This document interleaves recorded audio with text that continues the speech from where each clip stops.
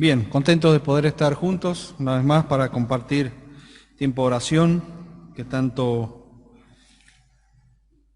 bien nos hace, como expresaba Matías en su apertura.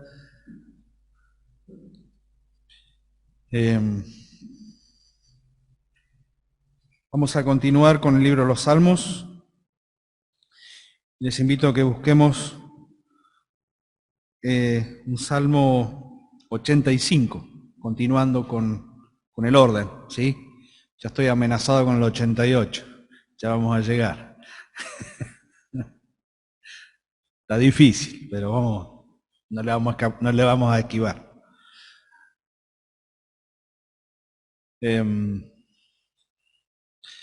Quisiera compartir este salmo en esta hora. Y la verdad que cuando lo venía leyendo estos días,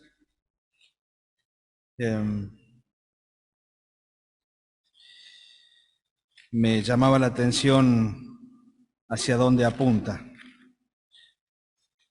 Perdón, estoy usando un cuaderno que no es mío y tiene un montón de apuntes de un lado y del otro. Acá está. No, acá no. Sí, no, hay de todo, en serio hay de todo. Y acá está. Acá está. Y al leer este salmo, la verdad que una vez que lo leamos nos vamos a dar cuenta, nos hace pensar en nuestra propia vida, en nuestra experiencia personal. Es un salmo muy interesante, un salmo muy lindo que hace al clamor o la oración de un pueblo en una situación especial que le toca vivir y la respuesta que ellos esperan de parte de Dios. Vamos a leerlo en completo, son apenas 13 versículos del Salmo 85, y que nuestras Biblias lleva por título Súplica por la misericordia de Dios sobre Israel, al músico principal, Salmo para los hijos de Coré. ¿Sí? ¿Lo leemos? Dice así. Versículo 1. Fuiste propicio a tu tierra, oh Jehová, volviste la cautividad de Jacob. Perdonaste la iniquidad de tu pueblo, todos los pecados de ellos cubriste. Selah. Reprimiste todo tu enojo, te apartaste del ardor de tu ira. Restáuranos, oh Dios de nuestra salvación, y haz cesar tu ira sobre nosotros. ¿Estarás enojado contra nosotros para siempre? ¿Extenderás tu ira de generación en generación? ¿No volverás a darnos vida para que tu pueblo se regocije en ti? Muéstranos, oh Jehová, tu misericordia y danos tu salvación. Escucharé lo que hablará Jehová Dios, porque hablará paz a su pueblo y a sus santos para que no se vuelvan a la locura. Ciertamente cercana está su salvación a los que le temen, para que habite la gloria en nuestra tierra. La misericordia y la verdad se encontraron. La justicia y la paz se besaron. La verdad brotará de la tierra y la justicia mirará desde los cielos. Jehová dará también el bien y nuestra tierra dará su fruto. La justicia irá delante de él y sus pasos nos pondrá por camino. Un pasaje que recién cuando veníamos caminando con Marta hacia acá, hacia la iglesia, hacia el salón, esos famosos y tan compartidos versículo 10, representando sin duda algo que efectivamente aconteció en la cruz de Calvario, en la obra de Cristo a nuestro favor. Me acordaba de algún mensaje compartido por Mario, por mi suegro Mario, hace muchos atrás. Sin duda que este salmo tiene algo que todos alguna vez hemos necesitado. Es un salmo que básicamente habla acerca de la necesidad de la restauración. Cuando uno tiene que hablar de la restauración, lo primero que tiene que hacer es dejar de mirar al que la necesita y empezar a mirarse a uno mismo. Porque en definitiva, cada uno de nosotros sabemos cuáles son nuestras áreas en nuestra vida, donde debemos ser perdonados, donde debemos ser restaurados, y a la vez miramos hacia el pasado, cada uno de nosotros, y sabemos de qué lugar el Señor nos ha rescatado, nos ha perdonado y nos ha restaurado.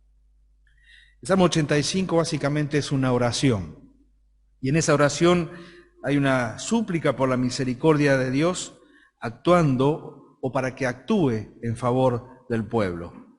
Este es otro salmo de los hijos de Coré y dedicado al músico principal, tal como dice en su título. Y respecto al momento histórico en que fue escrito, aunque haya llegado a nosotros sin ninguna fecha específica, por lo general, ha sido ubicado al principio del regreso del cautiverio babilónico. En este sentido, el libro de Nehemías nos proporciona, tal como lo hemos estudiado tantas veces de diferentes maneras, nos proporciona un fondo histórico que coincide precisamente con el sentir del Salmo, y también se puede hacer referencia al profeta Ageo y los primeros capítulos del profeta Zacarías. Y el hecho es que, en principio, uno puede recordar que solamente volvió a la tierra de origen, Israel, Jerusalén, desde el cautiverio babilónico, un pequeño remanente, un pequeño grupo, para intentar comenzar otra vez una vida que habían perdido por causa de haber sido trasladados por el enemigo a otro lugar, a otro reino o a diferentes lugares. Y un pequeño remanente que tenía grandes esperanzas, pero al llegar se encontraron con desolación, se encontraron con oposición, se encontraron con un templo en ruinas, y sin duda, tal como conocemos, y especialmente tal como lo manifiesta Nehemías en su libro, rodeados de enemigos celosos, crueles, ventajeros, mentirosos y opuestos, sin duda, a todo a lo que Dios quería hacer por medio de ellos. Otros ubican este salmo en tiempos de sequías, cuando la nación aún estaba en su tierra, pero ya estaban sufriendo los ataques asirios. Y otros contemplan este salmo con una visión futura, cuando el pueblo de Israel finalmente reconozca al Mesías, pida perdón por sus pecados nacionales, personales, pero principalmente por haber negado a aquel que estuvo aquí en la tierra en su favor y le rechazaron y lo llevaron a la muerte y muerte de cruz. Particularmente yo me inclino hacia la primera explicación. Este salmo fue escrito teniendo en cuenta aquella situación en donde el pueblo vuelve, donde el pueblo regresa, donde conocen otra vez más la buena mano de Dios y ven de qué forma Dios actúa en su favor, aún habiendo sido un pueblo rebelde y aún habiendo sido un pueblo cautivo en manos del enemigo. Evidentemente el Salmo debió ser escrito en vista del desaliento del remanente, ¿sí? Del desaliento del remanente. No nos olvidemos aquella escena cuando terminan la construcción del templo y se mezclaban dos expresiones en una misma situación. ¿Se acuerdan cuál era? El templo, o lo que pudieron hacer del templo, construido. Lloraban los viejos recordando glorias pasadas, perdidas, desperdiciadas. Se regocijaban los jóvenes que no habían conocido aquello y solamente conocían eso, y se mezclaban estos dos clamores, y me imagino estos dos clamores llegando a la presencia de Dios, y Dios contemplándolos y diciéndoles: comprendo tanto a uno como al otro, pero lo uno fue consecuencia precisamente de un pecado que hoy es perdonado y por lo tanto ofrecía la restauración para el pueblo.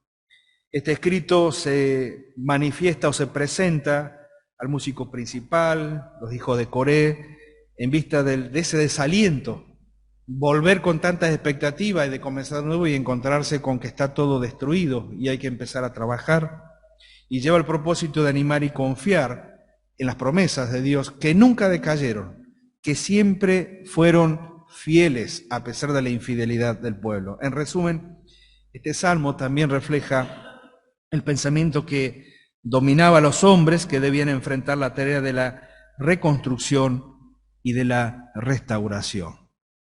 Claro, cuando uno piensa en estos aspectos de construcción y de restauración con relación al pueblo de Israel, bueno, sí, históricamente uno puede ver de qué forma Dios actuó para que esto fuera sucediendo, y fue sucediendo en diferentes etapas de la vida del pueblo de Israel.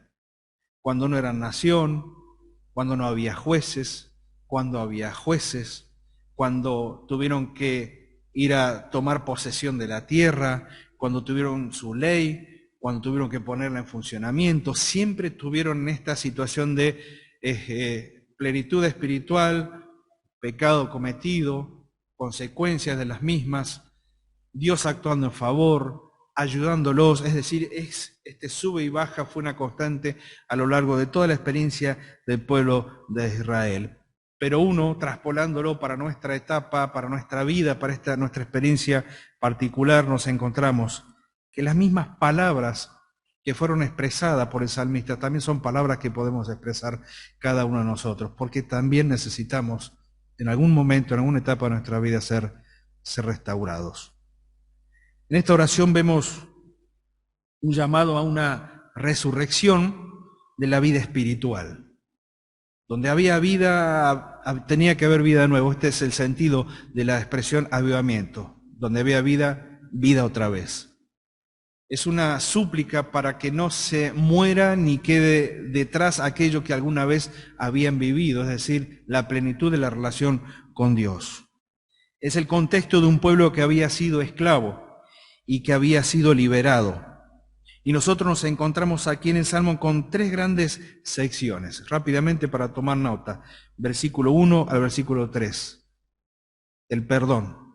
Versículo 4 al versículo 7.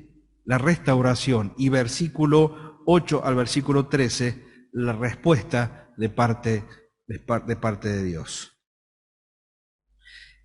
Si prestamos atención a los primeros tres versículos, nos encontramos con expresiones o tres pasajes que van marcando lo que Dios hace con el pecado confesado.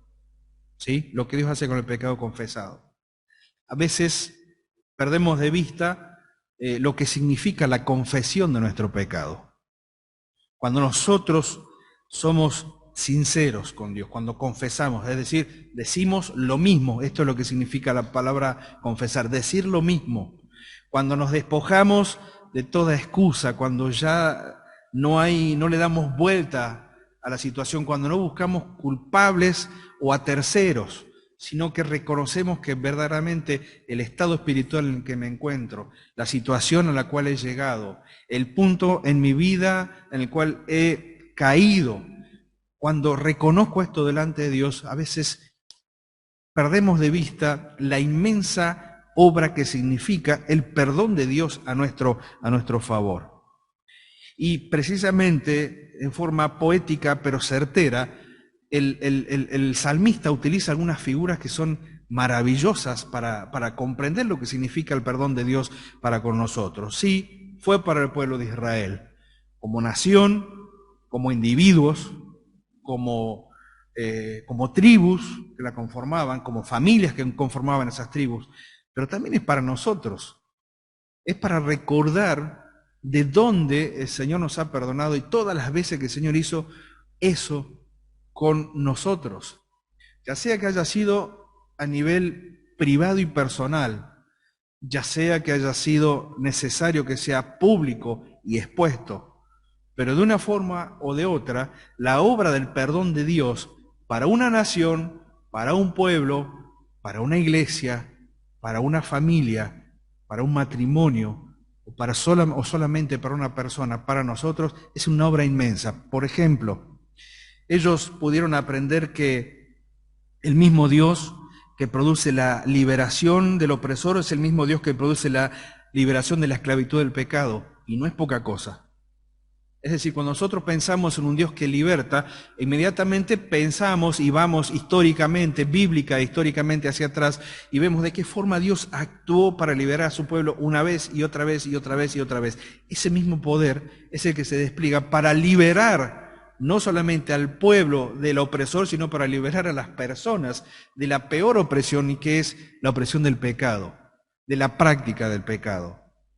Fuiste propicio a tu tierra, oh Jehová, como diciendo, tuviste esta buena voluntad hacia tu nación, hacia este pueblo de aquí en la tierra. Fuiste propicio, tuviste buena voluntad, Dios, porque hiciste algo, volviste la cautividad de Jacob, y esto no era poca cosa.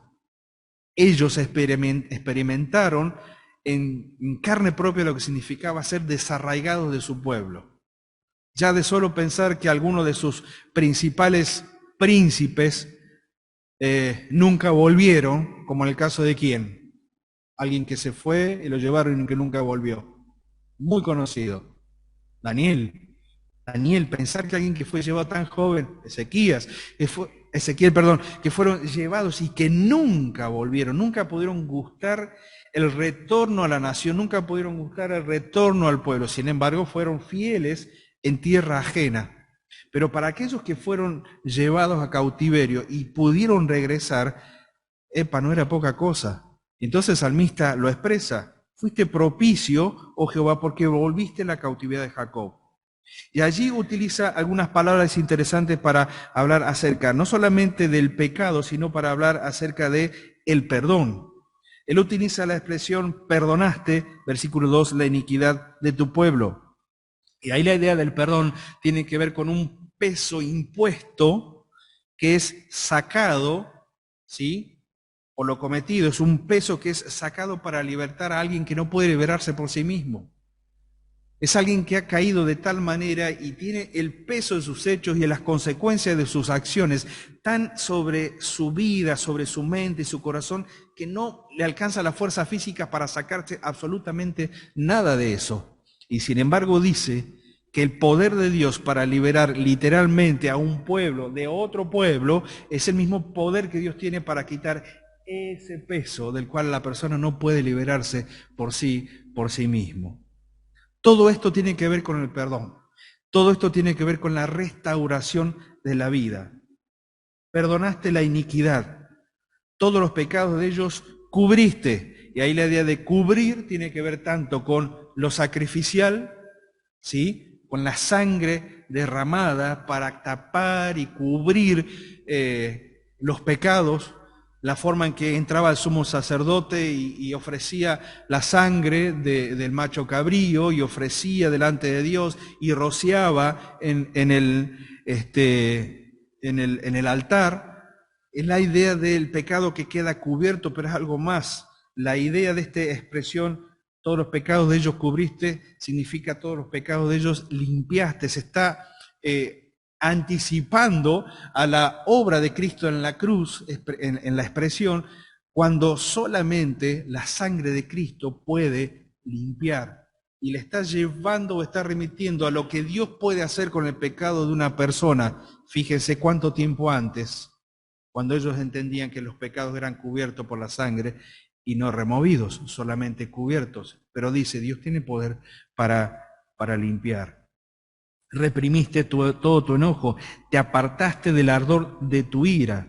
Es decir, Dios no se enoja como nos enojamos nosotros, ni adquiere la ira como la adquirimos nosotros, sino que tanto el enojo como la ira de Dios están perfectamente relacionados con su justicia y con su capacidad de aplicar esa justicia en disciplina, pero también de aplicar juntamente con la justicia en respuesta del arrepentimiento, la misericordia y el perdón que se necesita.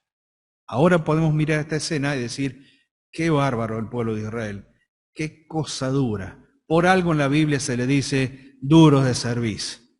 A ellos nomás tenemos que mirar sin duda nuestra propia experiencia. Las veces en que fuimos limpiados, las veces en que fue quitado el peso del pecado de nuestros hombros, de nuestro corazón, las veces en que la sangre de Cristo fue necesaria para limpiarnos una vez y otra vez y otra vez, y que está ahí dispuesta para limpiar aquello que no sabemos que quizás podamos cometer y ojalá nunca cometamos, pero sabemos que mientras estemos en esta tierra vamos a estar expuestos a tentación y a posibilidad de pecar.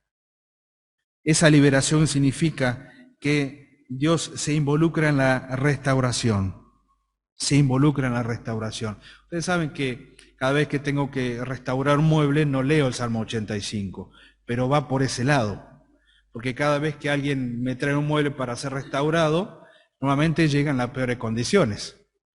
Ya sea por desidia, ya sea porque no le dieron el valor que tenía, ya sea porque se fue olvidado en un rincón, sea porque le fueron amontonando cosas que después dejaron marcas en ese mueble, ¿sí? O ya sea porque está manchado. Pero siempre que pienso en la restauración no puedo apartarme de lo que a veces hago. Y entonces tengo que empezar a ver el estado en el que se encuentra, determinar cuáles son las roturas que tiene, ver en qué lugar hay que reforzar, ver en qué lugar hay que volver a unir, ver en qué lugar hay que volver a afirmar. Hay que sacar todo lo que se ve feo, hay que sacar todo lo que se ve, todas las manchas que tiene, y hay que tratar con los elementos que se utilizan, llevarlo a un estado de gloria, si se puede, original, o mejorarlo un poco. Bueno, esa es una débil ilustración, muy débil ilustración de lo que significa Dios actuando en nuestra vida para restaurarnos. Nos toma nuestras vidas con nuestras marcas, con nuestro peso, con nuestras roturas. Nos toma de esa manera y utiliza todos los elementos que hacen a la gracia, el perdón, la misericordia, la paz que pone en nuestro corazón, la justicia con la cual nos reviste y nos pone en un lugar que habíamos perdido o que nunca teníamos, que perdimos si éramos hijos de Dios y que nunca teníamos si nunca lo éramos, y nos coloca en esa nueva posición, ¿sí?, de testimonio, porque la obra que hizo siempre será buena para nosotros. A partir del versículo 4 al versículo 7 nos encontramos con esta expresión, pero no nos olvidemos cómo termina el versículo 2, dice Selah. Sí, siempre voy a hacer hincapié en las pausas que nos imponen los salmistas, en aquellos que escriben el Salmo. Siempre voy a hacer hincapié porque por algo se detuvieron a leer nuevamente, a pensar en lo que expresaron, y a aquellos que tenemos la posibilidad de leerlo, decir, Señor, me tengo que detener, porque la verdad que tengo que entender que de la misma manera en que liberaste a Jacob, de la misma manera que perdonaste y de la misma manera en que limpiaste el pecado de ellos, lo mismo hiciste conmigo. No una sola vez el día que te recibí como Salvador, sino a partir de ahí tantas veces como yo solamente sé que Dios lo hizo conmigo. A partir del versículo 4 hasta el versículo 7 nos encontramos con el pedido de restauración. No se queda solamente con la idea, el salmista, de decir, bueno, fuimos vueltos del cautiverio, fuimos librados del que nos tenía cautivos. Perdonaste, cubriste los pecados, reprimiste tu enojo, te apartaste del ardor de tu ira. Todo esto que Dios hace tiene una razón: restaurar. Restáuranos, oh Dios, de nuestra salvación, y haz cesar tu ira sobre nosotros. Cuando uno piensa en la ira de Dios, también piensa en la justicia de Dios. Siempre van de la mano, siempre están equilibradas, siempre van juntas. Nunca la ira actúa por un lado y la justicia se reprime, o nunca la justicia es sin razón. La ira de Dios se manifiesta, es verdad, pero se manifiesta a través de la justicia. Este mundo cree que Dios es duro y que es exigente.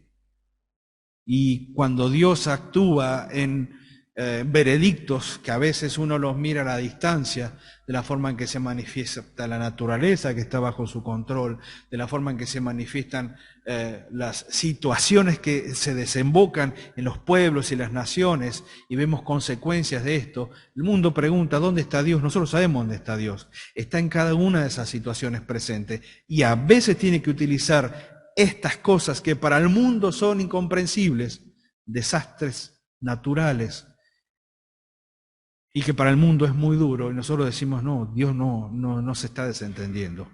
Dios también aplica su ira y su justicia a través de todo aquello que el hombre conoce. A la gente le molesta Dios actuando con justicia o con ira santa, por supuesto, en relación con la justicia. Pero Dios es dueño de hacerlo. Ellos preferirían quedarse con un Dios que es simplemente amor, solamente amor y nada más que amor. Ellos preferirían quedarse con un Dios que los acepte tal como son, que no den cuenta de nada, que no reconozcan sus pecados, que no reconozcan sus errores, que no reconozcan de qué forma han ofendido a Dios.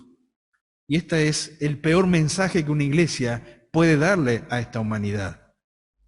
Y existen sin dudas congregaciones en donde ya no hablan del pecado, donde ya no hablan del infierno, donde ya no se habla de condenación, donde ya no se habla de la santidad de Dios y de la santidad necesaria para aquellos que forman parte de la iglesia local. Hay iglesias que ya no hablan de esto. Hablan solamente de un Dios que recibe, no importa el estado en que venga, nosotros te recibimos así, encolumnate dentro de esta actividad, encolumnate dentro de esta otra, hace esto, pero nunca hay un mensaje en donde se responsabilice a las personas por su accionar delante de Dios. No hay un mensaje en donde se le diga a las personas, usted es culpable delante de Dios de sus hechos. Sobre eso hay consecuencias, hay causas y hay efectos. Y Dios tiene todo el derecho en trabajar a través de situaciones difíciles en su vida para que usted reconozca de que está lejos de Dios. Hay iglesias que actúan de esta manera. Y cada vez que uno ve estas cosas, uno tiene que preguntarse, ¿y mi iglesia qué? ¿Donde yo me congrego qué? ¿Qué es lo que transmitimos? Y allí es donde tenemos que hacer un repaso constante de lo que transmitimos nuestros mensajes, de la responsabilidad que asumimos de ser voceros, heraldos, y de llevar el mensaje de Cristo completo, porque el amor de Dios es real. Y no solamente es real porque lo manifestó en la cruz, cuando Cristo murió por mis pecados, por nuestros pecados. Es real porque lo derramó en nuestros corazones en su totalidad. Es real porque nos hace mirar a las personas que no tienen a Cristo no con una mirada de juicio, sino con una mirada de amor y misericordia. El juicio queda en las manos de Dios. Y es real porque también les decimos a la gente a través de la predicación del Evangelio que Dios ha sido ofendido por los pecados de esta humanidad y que por lo tanto necesitan arrepentirse. Esa es nuestra tarea, causa y efecto. Y sin embargo, el salmista contempla a Dios y dice, restáuranos, oh Dios, nuestra salvación y haz cesar tu ira de sobre nosotros. Esta es una expresión dirigida a todos los que alguna vez nos hemos apartado de Dios. Hay un clamor que pide que aquel que nos ha disciplinado nos restaure y nos avive otra vez. Y saben, gracias a Dios que se puede aún orar de esta manera. Gracias a Dios que aún se puede orar de esta manera. Porque significa que Dios sigue teniendo una gran misericordia. Es justo, es fiel, es verdadero, es verdad. Pero también es un Dios de oportunidades. Y acá hay 3 preguntas interesantes, porque sin duda el que escribe contempla a Dios y dice, ¿estás enojado contra nosotros? ¿Estarás enojado contra nosotros para siempre? Es la pregunta que se habrán hecho aquellos que pasaron muchos años en el cautiverio y no veían cambiar la situación. Dios, ¿hasta cuándo vas a estar enojado? ¿Hasta cuándo van a pasar generaciones y tu ira va a ser implícita sobre nosotros, sobre nuestros hijos, sobre nuestros nietos? ¿Extenderás tu ira de generación en generación? ¿No volverás a darnos vida para que tu pueblo se regocije en ti? Es decir, Señor, para que podamos gozarnos en ti necesitamos que nos avives. Necesitamos vivir lo que vivíamos antes de haber pecado y de haber padecido las consecuencias de nuestro mal.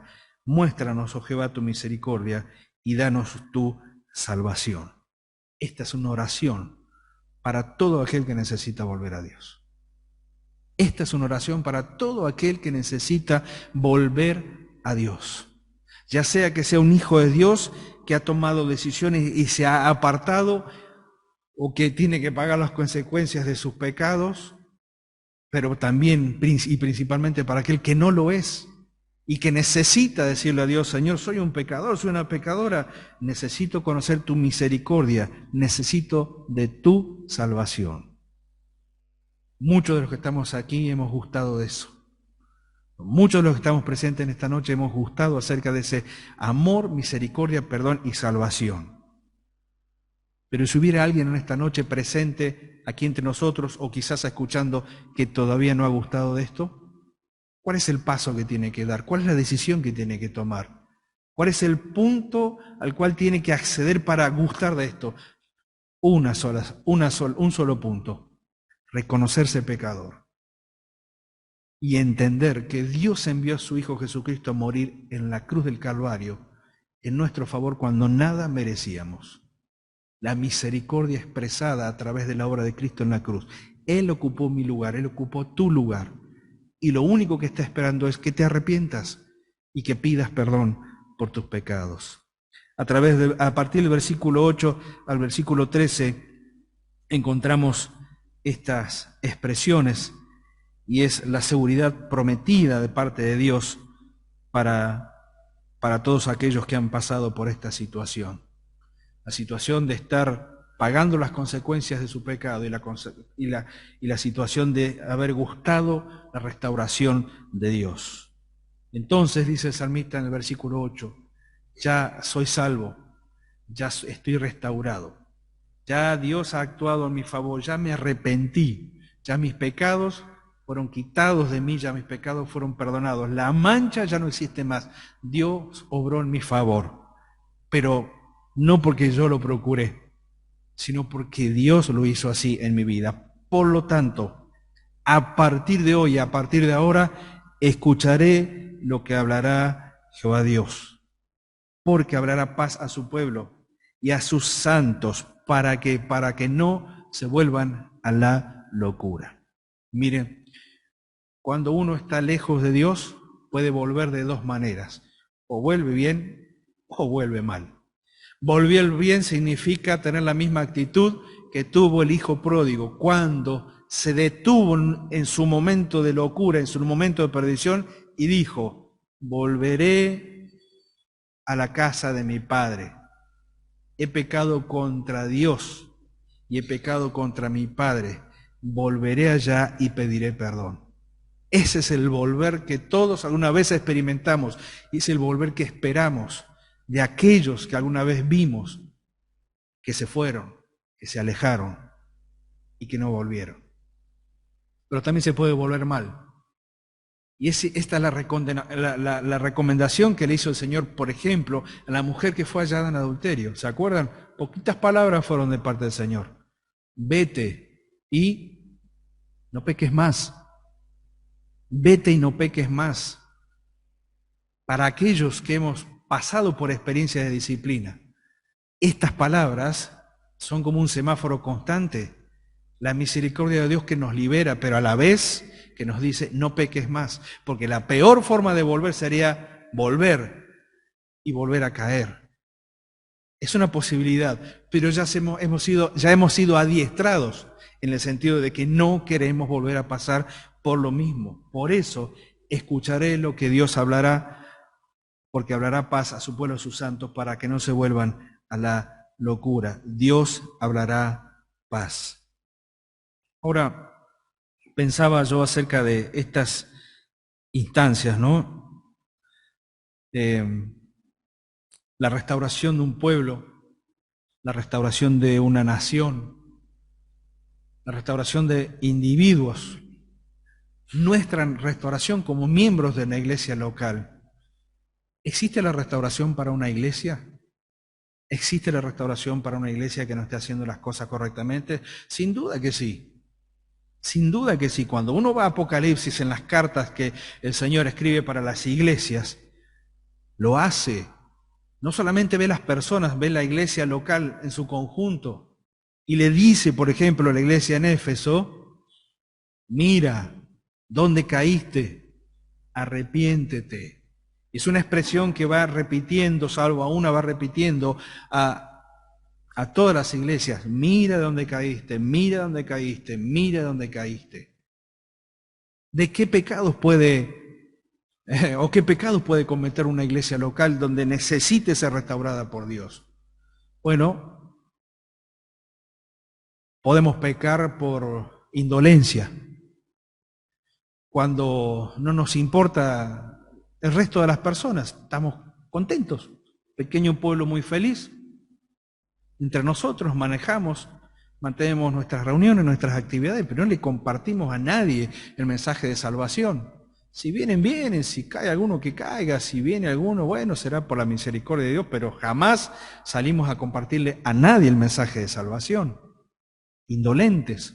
No nos duele el hecho de que haya personas que estén en el estado que estuvimos cada uno de nosotros que formamos parte de la iglesia local. ¿Se acuerdan de los 3 pecados que nos compartió Osvaldo en la confrontación que el Señor hace a los discípulos miércoles pasado, negro, ¿no? Miércoles anterior. Fueron 3. El primero, me va a ayudar Osvaldo. Bien, sentirse superior a los demás, ¿sí? Porque discutían entre sí para ver quién sería el mayor en el reino. Ese sentir de grandeza, creernos la mejor iglesia, por ejemplo, mejor que el resto, mejor que aquella y que la otra, y no comprender de que Dios, si bien es cierto que cada iglesia tiene una identidad propia en Cristo, pero todas somos valiosas para Él. La segunda, ¿se acuerdan? Exclusivismo. Pensar que solamente nosotros podemos hacer la obra de Dios y que los otros hermanos o las otras iglesias o las otras denominaciones están absolutamente erradas en su forma de ser, hacer o actuar. Pensar que somos los únicos en la tierra que vamos a cumplir ese propósito. ¿Y el tercero? ¿Cómo? Juicio. Ponernos con el dedito a marcar constantemente los errores de los demás. Claro que hay iglesias que necesitan ser restauradas, por supuesto. Cuando nosotros salimos de la pandemia nos dimos cuenta de algo, hermanos, y era que si bien es cierto que hicimos todo el esfuerzo y toda la tarea estuvo abocada para que la iglesia no pierda de vista lo que significa seguir congregados a pesar de las dificultades, y le damos gracias a Dios por todos los medios que dispuso para que esto sea así, pero lo que sí es cierto es que nos ha costado mucho regresar y que nos ha costado mucho volver a retomar este ritmo de querer estar en la casa de Dios, de querer, como decía Mati, querer disfrutar el tiempo de estar juntos. Claro que nos ha costado. La pregunta es, ¿necesitamos como iglesia ser restaurados? Sí. Yo creo que sí, creo que necesitamos ser restaurados, y en la medida en que cada uno de nosotros de una forma particular veamos cómo Dios restaura, cómo Dios actúa, cómo Dios obra con poder para que esto sea posible, entonces sí, nuestra oración ya no solamente tiene que ser personal. Señor, restaurame, perdóname. Como miembro de un cuerpo podemos decir, Señor, restauranos como iglesia. Ayúdanos a avivar ese primer amor que tuvimos. Ayúdanos a mirarnos y a amarnos como nos amamos desde hace muchos años a esta parte. Ayúdanos a retomar la obra y a mirarla con la forma en que la ves vos. Claro que las iglesias también, las iglesias locales también necesitan y necesitamos ser restaurados. Y haríamos bien en pedírselo a Dios. Hay una serie de versículos muy lindos que son bárbaros para hacer cartelitos, ¿sí? Versículo 9, ciertamente cercana está su salvación a los que le temen. Pero el versículo 10 y versículo 11 son 2 versículos maravillosos. No lo vamos a desarrollar por amor al tiempo, pero es la personificación de los atributos de Dios. Es como que contempla versículo 10, a la misericordia, a la verdad, a la justicia y la paz, y los transforma con palabras, los transforma como si fueran personas. Y entonces dice que en un momento la misericordia y la verdad se encontraron. Y se dieron un gran abrazo. Porque tenía que ver con la actitud de Dios para con el pueblo, pero también tiene que ver con la actitud de Dios para con nosotros. Alguien dijo, un escritor dijo, que estos 4 atributos de Dios se borraron en el huerto de Edén, pero que fueron mostrados nuevamente en la cruz de Cristo. Porque en la cruz de Cristo la misericordia de Dios y la verdad se encontraron para mostrarle a los hombres que aquel que moría en esa cruz estaba manifestando misericordia en virtud de la verdad expresada por Dios hacia los hombres, pero en virtud de la verdad expresada de los hombres hacia Dios. ¿Cuándo? Cuando confiesan sus pecados. En ese momento la verdad expresada por los hombres diciendo, Señor, soy pecador, necesito tu perdón. Ahí la verdad del hombre expresada en arrepentimiento se encuentra con la misericordia de Dios y se abrazan para hacer efectiva la salvación. Pero hay algo más. Dice que la justicia y la paz se besaron. Porque parecieran que la justicia y la paz son dos cosas distintas y sin embargo van absolutamente de la mano. Y en la persona de Cristo, en la obra de Cristo en la cruz, la justicia manifestada por el Padre en virtud del castigo que estaba sufriendo el Señor Jesucristo, sustituyéndonos a nosotros, era patente. Aquellos que lo vieron morir dijeron, y aquellos que conocían al Señor podían decir, qué injusto que ha sido esto, y sin duda que ha sido injusto en virtud de que murió el único justo por nosotros los pecadores para llevarnos a Dios. Y el resultado de esa muerte para todos aquellos que hemos pedido perdón por nuestros pecados ha sido nada más y nada menos que la paz. Justicia y paz, misericordia y verdad se encontraron en la cruz del Calvario.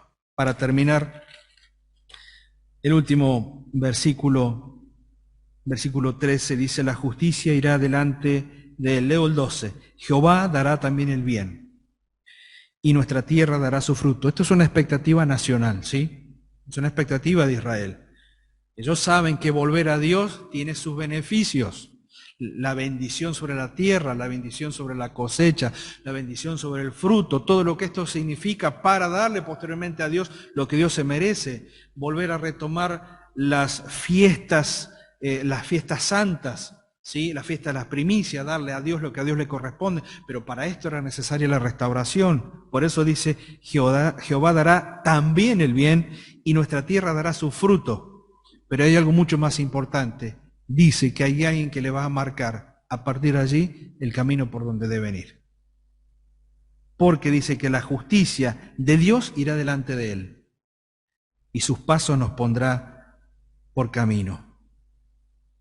Para nosotros es claro, ¿verdad? Volver a Dios significa volver a caminar sus pasos. Volver al Señor es volver a pisar donde Él pisó. La restauración de nuestra vida personal tiene este sentido. Ser restaurado por Dios significa volver a caminar la senda que había dejado antes. Y es lo mejor que nos puede suceder. Pablo expresaría muchos siglos después que las buenas obras preparadas por Dios las preparó de antemano. Y hay ocasiones en nuestra vida en donde hemos querido seguir nuestras propias obras y así no fue. A caminar nuestro propio camino, a hacer nuestro propio sendero. Pero una vez que volvimos, nos dice que hay alguien que ha marcado el camino por el que debemos andar y por el cual debemos volver. La justicia irá delante de él y sus pasos nos pondrá por camino. Quizás en esta noche hablo a alguien que está cerca de Dios, que no necesita la restauración porque está en comunión, porque sabe que su vida está en paz con Dios, que sabe que está en paz y que está haciendo lo que Dios quiere. Amén por eso. Consejo, ánimo, siga, continúe, persevere en ese camino, siga ese camino trazado por el Señor. Preste atención a las señales que se presentan que constantemente nos quieren desviar. Mantengámonos en ese rumbo. Y quizás en esta noche hablo a alguien que está lejos, no necesariamente en forma física, sino con un corazón lejos, aunque presente, aquí o a través de aquellos que nos están escuchando en esta noche. Y la recomendación es: deténgase, decida, regrese, porque Dios es aquel que está dispuesto a perdonar, volver de la cautividad, cubrir nuestros pecados, es aquel que quiere restaurarnos, es aquel que es capaz de hacer cesar su ira para nosotros, nuestro favor, es aquel que no quiere estar enojado para siempre, es aquel que no quiere extender su vida de generación en generación, es aquel que quiere volver a darnos vidas, es decir, es aquel que quiere restaurarnos a aquella condición que es la mejor de todas, la de la comunión con Dios. Si esto fue real para un pueblo completo, si esto fue real para una nación, ¿cuánto más para nosotros como hijos y como hijas de Dios? Que el Señor les bendiga.